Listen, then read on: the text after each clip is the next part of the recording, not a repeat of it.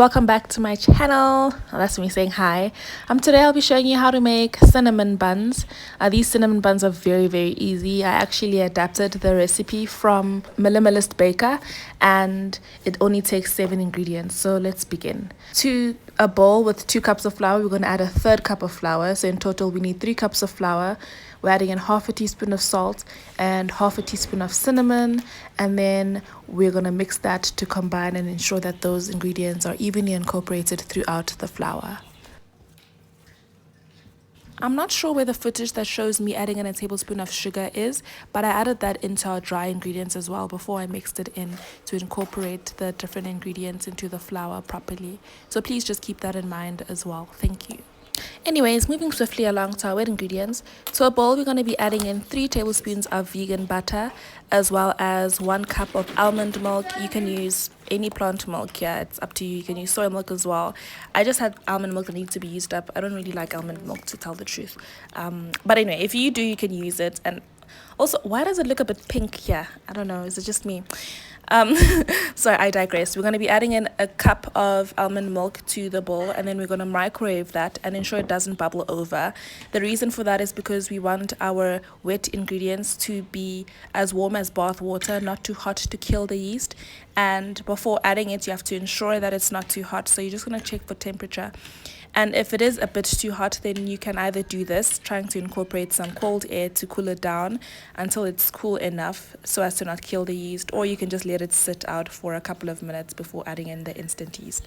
So once it has cooled down, we're going to be adding in a packet of instant yeast, dry instant yeast, to our wet ingredients, and then we're going to let it sit aside for about 10 minutes for the yeast to activate, and then you're going to see how cool it's going to look after it's activated. Look how cool it looks. See, this is what I'm talking about.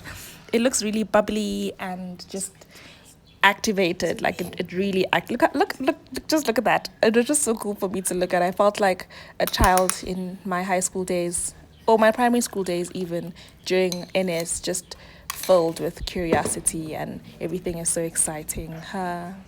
Simple days of life. Okay, we're gonna mix that, and remember, I always prefer adding in my ingredients in increments. Maybe there's a recipe out there that really requires you to not do this, but I've just been comfortable doing that, and that's what I did here. I added the first half increments in, and then I mixed that in, and then I'm gonna be adding in our last increment as well, and then we're gonna give that a nice mix as well. Your dough is actually supposed to be a little soft. If you want it a bit firmer like I did, you can add in another 1/4 cup of flour, but otherwise 3 cups should be enough. Anyway, there I added in a 1/4 cup of flour. It's completely optional depending on what texture you prefer. It's really up to you. And then I'm going to give that a nice mix before I roll it out onto our counter to knead it. And just before that, I'm just going to flour the counter to ensure it doesn't stick with another 1/4 cup of flour. So in total, I basically used about 3.5 cups of flour if you want to be very specific, but like I said, 3 cups should be enough for our other measurements and the ratio. And then we're going to knead it for about a minute or so before we let it rest for an hour to do its thing, and double in size beautifully, because in this case, guys, size really does matter.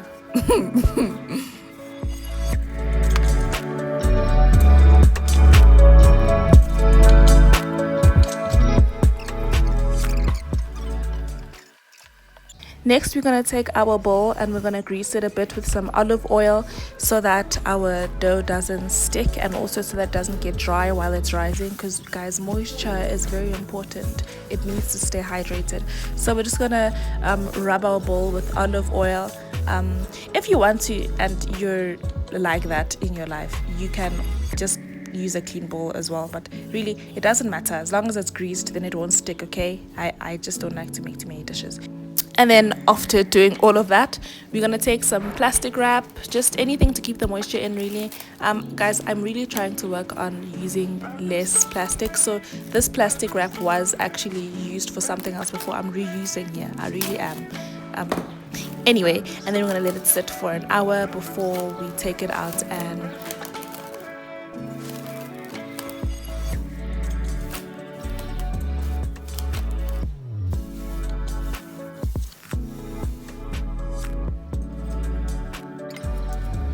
and then it has doubled in size. Look how beautiful it is. It's so beautiful.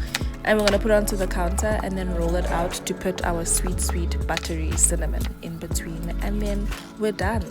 Next, you're going to spread over a tablespoon of butter as well as 3 tablespoons of brown sugar and 2 tablespoons of cinnamon.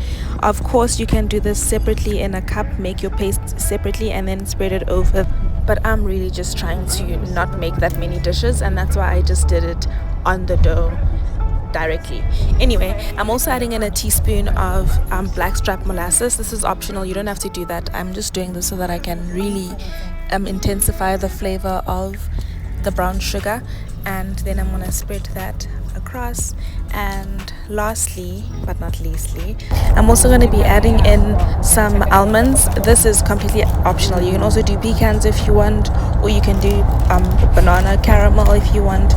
I just wanted to make the cinnamon buns a little bit more gourmet, a little bit more posh. Okay, we're adding in a 1/4 cup of slivered almonds, and then this makes it 8 ingredients really. So it's no longer 7 ingredient cinnamon bun recipe, but 8. Actually no, it's 10 ingredients since I also added in the blackstrap molasses. But these 2 things are both very optional, so you don't have to add them. And if you don't, then you will stick to the 7 ingredient mark. And then we're gonna roll that up nicely. Just ensure that the rolling up is packaged nicely, and roll it up to ensure that it's nice and tight when you're rolling it up. And also, just a side note, if it bothers you that much, you can ensure that this is rectangular in shape so that all the pine wheels are even. But you know what, I don't really care that they're not that even, because it does give it a little bit more of a rustic look. Side note again, it's better if you use a serrated knife than using a straight blade knife, which is what I used, because it doesn't cut properly, but it doesn't really bother me that much, honestly. But even better than that is if you use string or floss to cut them, so that the cut is clean and it doesn't cause indentations in the dough. But otherwise, then this is fine. And then you're going to arrange them nicely into the pan. Just remember that they're going to puff up way more than they look now, so you just don't want to put them too tightly packed together. And then you're going to bake them in the oven at 190 degrees Celsius for 25 to 30 minutes. I actually made a mistake by using that tray because it was a little bit too big for me, so I transferred our little pine wheels into a smaller tray, a glass one, and it's kind of prettier. So yeah, I'm not mad at it at all. And as you can see, I also topped the pine wheels with a couple of almonds, slivered almonds as well, so they can roast up in the oven and become nice and toasty. Roasted almonds are really delicious. So but if you're not using them, then it doesn't matter, you don't have to do that. You could also sprinkle brown sugar on top so it can caramelize. You know, the list is endless, especially if you're not planning to use the cream cheese frosting or the icing glaze, which I didn't. As you can see, I just topped mine with some powdered sugar.